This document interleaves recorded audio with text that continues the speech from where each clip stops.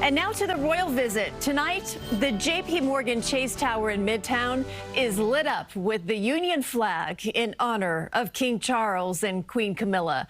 The couple is now back in the nation's capital after a whirlwind day here in the city. And it started with a somber visit to the 9/11 memorial.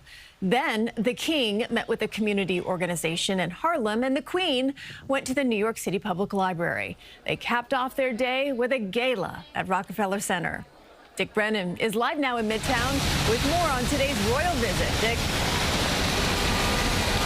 Well, Christine, this was like a two-part royal visit. Yesterday in Washington was more politically oriented. Today in New York, it was different. It was about paying respects at the 9/11 memorial and also meeting and greeting and connecting and doing what the royal couple says they really like to do. King Charles hosting a glamour gala tonight in Midtown with guests Martha Stewart, Stella McCartney and Carly Kloss, along with Iman and Jasmine Tukes. The dinner to promote the youth charity he started in 1976. Over 5 decades, 1.5 million young people around the world have been supported by my trust, and only now do quite a lot of them actually admit they were started by me. Lionel Richie saluted the King's cause. It's the kids.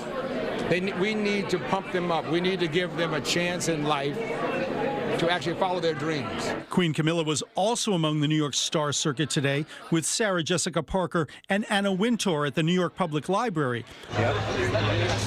The king himself was feeding chickens at a farm at Harlem Grown, a nonprofit that turns abandoned lots into urban farms. And when he came, I had to get all the little kids in order because they were running around. They're so excited to meet him. So he was actually very nice.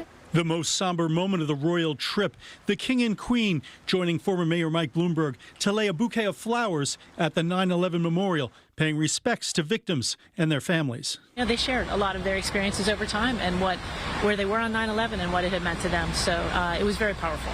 Wherever the royal couple went, security followed. It's a shame we didn't actually get to see them. We saw a lot of the pomp and circumstance. We saw the cars. But it was a brief glimpse as the king and queen's motorcade departed tonight that had everyone buzzing.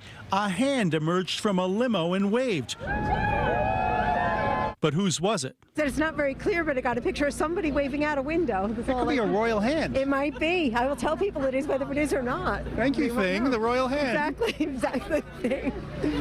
This guy zoomed in. That looks like the queen. It looks like the queen to me. Does anybody else want to vote? All right. It's a blur, but it's something. It's something. Having watched the tape 20 times, I think I can safely say it was the queen, I think. Now, the king and queen headed back to D.C. tonight. Tomorrow, they'll be touring in Virginia. They'll go to Arlington National Cemetery. And then tomorrow night, they head to Bermuda, a British territory. That's the latest from Midtown. Christine, back to you. Well, it might have been that official royal wave, because they do have that royal wave there, Dick. Curious, I know you talked to some folks out there today. What was the general reaction from onlookers?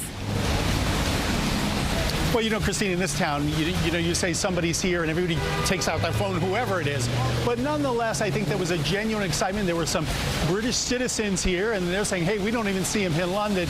And I got to tell you, I've been doing this a while. I don't get that close to a king very often. In fact, I never have. So I think all in all, it was a pretty cool trip from our point of view, Christine. Absolutely, even if all you saw was a hand out of the limo. Thanks, Dick. Yeah, that's all I saw. Well, Mayor Mamdani shook hands with the king and queen in Lower Manhattan today. But what would he have said to the king if they were to have a private meeting? If I was to speak to the king separately from that, I would probably encourage him to return the Kohinoor diamond. The 106-carat diamond is actually inside of the crown given to the king's grandmother in 1937 and does have a complex history. 4 countries, India, Pakistan, Afghanistan, and Iran, claim it belongs to them and want it back. Governor Hochul also met the royal couple today. Sources tell CBS News New York the governor complimented the king's speech before Congress. And she also said New York will remain a partner of the UK and is looking for opportunities for economic partnership with Great Britain. We brought you the King and Queen's arrival here to New York as a special report this afternoon. You can find all of our coverage at cbsnewyork.com.